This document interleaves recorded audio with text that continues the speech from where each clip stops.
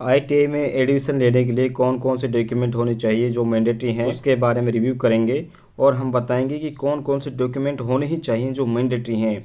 जैसे कि कुछ कोर्स IIT में ऐसे होते हैं जो 10वीं बेस होते हैं, कुछ ऐसे होते हैं जो 12वीं बेस होते हैं। अगर हम 12वीं से लेते हैं तो हमारे पास 12वीं की मार्कशीट होनी चाहिए। अगर हम 10वीं से कोर्स करना चाहते हैं तो 10वीं की मार्कशीट होना बहुत ज़रूरी है। नंबर हम 3 पे देखते हैं, आधार कार्ड। जब हम एडमिशन लेना चाहते हैं तो हमारा आधार कार्ड अपडेट होना चाहिए, फ़ोटो उसमें अपडेट होना चाहिए। अगर हमारे कुछ नाम में, गांव में, तहसील में, डिस्ट्रिक्ट में अगर उसमें नाम गलत चल रहा है तो उसे हमें ठीक करवा लेना चाहिए। नेक्स्ट आता है रेजिडेंट। रेजिडेंट का मतलब होता है डोमिसाइल, यानी कि किस राज्य से बिलोंग करते हैं। मान को चलो कोई व्यक्ति हरियाणा से है तो उसके पास हरियाणा का डोमिसाइल या फिर कहीं रेजिडेंट सर्टिफिकेट होना चाहिए। डोमिसाइल भी इसे बोला जाता है और जैसे कि रेजिडेंट सर्टिफिकेट भी इसे बोला जाता है, दो नाम से इसे जाना जाता है। तो ये होना बहुत ज़रूरी है, क्योंकि कई बार क्या होता है कि अगर हमारे पास ये डॉक्यूमेंट नहीं होते हैं तो एडमिशन भी नहीं होता है। नेक्स्ट आता है कास्ट सर्टिफिकेट। कास्ट सर्टिफिकेट मतलब होता है किस कास्ट से बिलोंग करते हैं, जैसे BCA, BCB। क्योंकि जो कास्ट सर्टिफिकेट लगाते हैं तो उसमें छूट मिल जाती है, इसलिए कास्ट सर्टिफिकेट भी बहुत ज़रूरी है। और नेक्स्ट आता है EVS।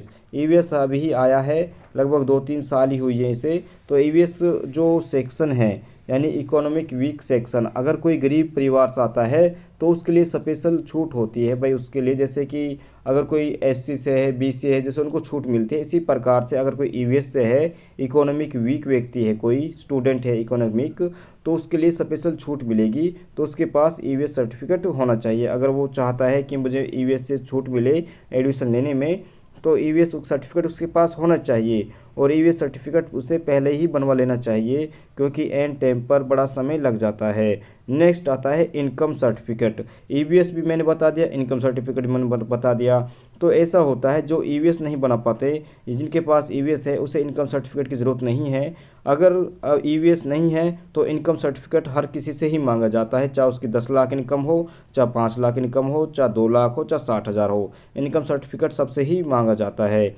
और नेक्स्ट आता है फ़ोटो। स्टूडेंट के पास लगभग 8 से 9 फ़ोटो स्टूडेंट के पास होने ही चाहिए। अगर इनमें से एक भी डॉक्यूमेंट नहीं होता तो स्टूडेंट का एडमिशन लगभग ना के बराबर होता है।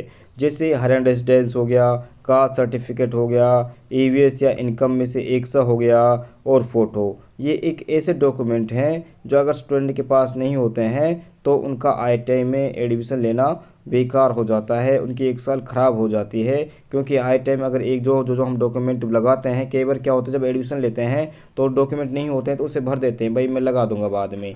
लेकिन जब एडमिशन का जब टाइम आता है, कट ऑफ लग जाती है, IIT होती है, उसमें दिखाना पड़ता है कि भाई मेरे पास ये सब डॉक्यूमेंट हैं। जब वो डॉक्यूमेंट चेक हो जाते हैं, वेरिफिकेशन हो जाती है डॉक्यूमेंट की, जब जाके IIT में एडमिशन लेते हैं। अगर आपको IIT से रिलेटेड कोई और वीडियो चाहिए तो आप मेरे YouTube चैनल पर जा सकते हैं, वहाँ पर मैंने सभी प्रकार के IIT से लेकर वीडियो बना रखी हैं।